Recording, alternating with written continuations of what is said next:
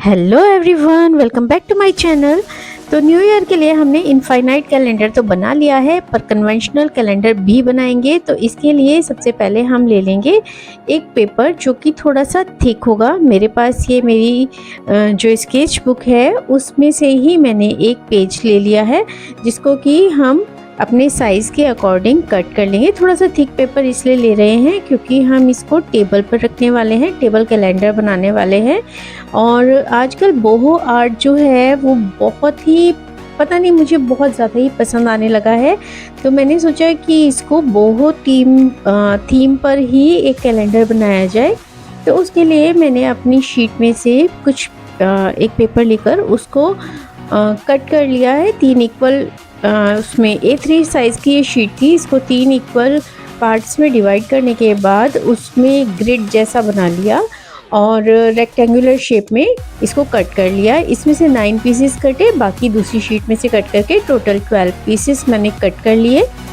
उसके बाद इस पेज के ऊपर हमें अपना जो भी बोहो प्रिंट हमें चाहिए वो हमें बनाना है।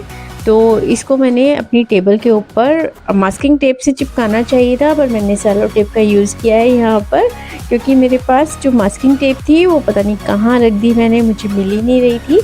तो उसके बाद मैंने इस पर पेस्टल कलर्स जो होते हैं, चॉक पेंट, वो लेकर करना शुरू कर दिया। सबसे पहले इसका बेस किया और उसके बाद इस पर जो कुछ डिज़ाइंस थे मैंने अपने मोबाइल पर सर्च किए और उसको मैंने यहाँ पर बनाने के लिए ट्राई किया। तो क्योंकि मैं ये पहली बार बना रही हूँ, बोहो आर्ट मुझे आता नहीं है, बस मैं ऐसे ही रैंडम डिज़ाइंस मैंने सर्च किए और उन्हें बनाना शुरू कर दिया था। तो वैसे मैंने काफ़ी सारी वीडियोस देखी इसको सीखने के लिए, लेकिन मुझे लगा कि शायद मैं इसको बहुत अच्छे तरीके से कर पाऊँगी। मगर जब मैंने ये करना शुरू किया तब मुझे लगा कि मैं उतना भी अच्छा अभी नहीं कर पा रही हूँ। तो मैंने यहाँ पर एक पेज के ऊपर डिज़ाइन बनाकर देखा जो कि ठीक ठाक ही बना था, पर बहुत अच्छा जैसा मैं चाहती थी वैसा नहीं बन पाया था। तो इसलिए मैंने इसको बना तो लिया, लेकिन ये बहुत ही ट्रिकी काम होने वाला था क्योंकि मैंने काफ़ी डिफ़िकल्ट डिज़ाइंस चूज़ किए थे। तो मैंने जो फ़ोटो पेपर होता है उसके ऊपर अपने प्रिंटर से इसके प्रिंट ले लिए और उसके बाद उनको कट कर लिया। तो इतने ट्रिकी डिज़ाइन थे, इतने प्यारे प्यारे डिज़ाइंस थे, वो मेरे से बनना मुझे नहीं लग रहा था कि पॉसिबल होगा। तो इसलिए मैंने इनका प्रिंट आउट ही ले लिया। तो अब उसके बाद जब मैंने इनका प्रिंट आउट ले लिया तो एक काम तो मेरा बहुत आसान हो गया कि मुझे अब पेंटिंग नहीं करनी थी, लेकिन अब मुझे इस पर कैलेंडर बनाना था। तो उसके लिए अपने फ़ोन में नेक्स्ट ईयर का कैलेंडर हम ओपन कर लेंगे और उसके बाद इसमें मार्किंग कर लेंगे पेंसिल से कि कहाँ पर मंथ नेम लिखना है, कहाँ पर डेज़ का नेम लिखना है और फिर उसके बाद कहाँ पर हमें नंबर्स लिखने हैं। तो उस तरीके से ही इस पर मार्किंग करने के बाद हम इसके ऊपर कैलेंडर का पूरा जो भी स्ट्रक्चर होता है, जैसे जैसे होता है वो कि उसमें डेज़ होते हैं और डेट्स होती हैं, वो सब लिख लेंगे। जब तक मैं ये कर रही हूँ आप बताइए कि आपने न्यू ईयर के लिए क्या तैयारियाँ की हैं और आप मैनिफेस्टेशन में अगर यकीन रखते हैं तो आप नेक्स्ट ईयर के लिए क्या मैनिफेस्ट कर रहे हैं। उसके अलावा रेजोल्यूशंस भी काफ़ी सारे लोग लेते हैं, तो आप अपने रेजोल्यूशंस भी इसमें बता सकते हैं कि आपने क्या डिसाइड किया है कि नेक्स्ट ईयर आप क्या नया करने वाले हैं। तो इस तरीके से आप कमेंट करके मुझसे अपनी बातें शेयर कर सकते हैं। मैंने नेक्स्ट ईयर के लिए मैनिफेस्ट किया है कि मैं इसी तरीके से नई नई वीडियोस लाती रहूं और अपने काम में और भी अच्छा करके दिखाऊं। तो इस तरीके से यही सब करते हुए, बातें करते हुए, देखिए हमने जो ये प्रिंट आउट लिए थे उनके ऊपर सभी में नंबरिंग और डेट्स और मंथ्स सब लिख लिए हैं। तो इस तरीके से पूरा का पूरा तैयार हो गया। उसको हम कोलाज के तरीके से अपनी वॉल के ऊपर पेस्ट करके कोलाज बना सकते हैं, जिससे कि हमारे कमरे का एक लुक भी चेंज हो सकता है। लेकिन मुझे ये टेबल पर रखना था तो इसलिए मैंने इसके लिए एक स्टैंड बनाया है और इस स्टैंड को हम बिल्कुल सिंपल रखेंगे।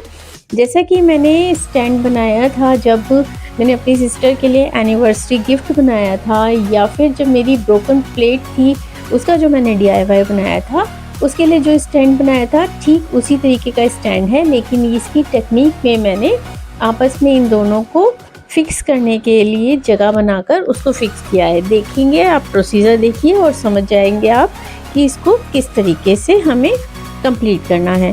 तो ये एक छोटा सा कार्डबोर्ड का पीस लेकर मैंने उसमें कुछ इस तरीके की शेप ड्रॉ कर ली और उसके बाद इसको कट कर लिया।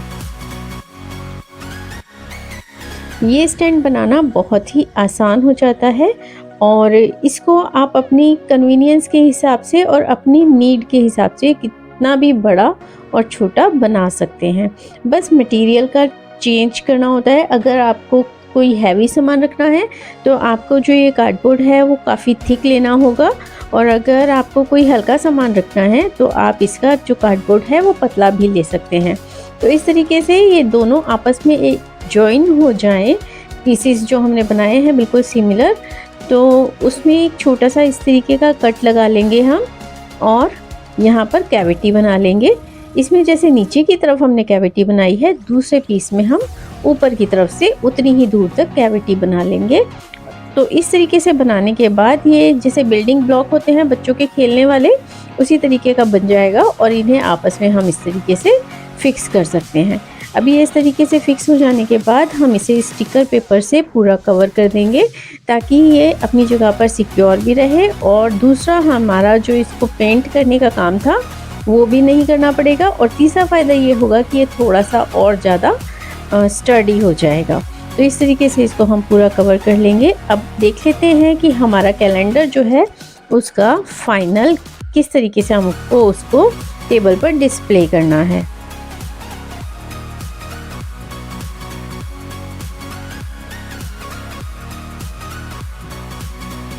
ये सभी मंथ्स यहाँ पर रखे हैं। अब हम इन्हें अपने नीड के अकॉर्डिंग अरेंज करके पूरे मंथ के हिसाब से और लगा लेंगे इस स्टैंड के ऊपर।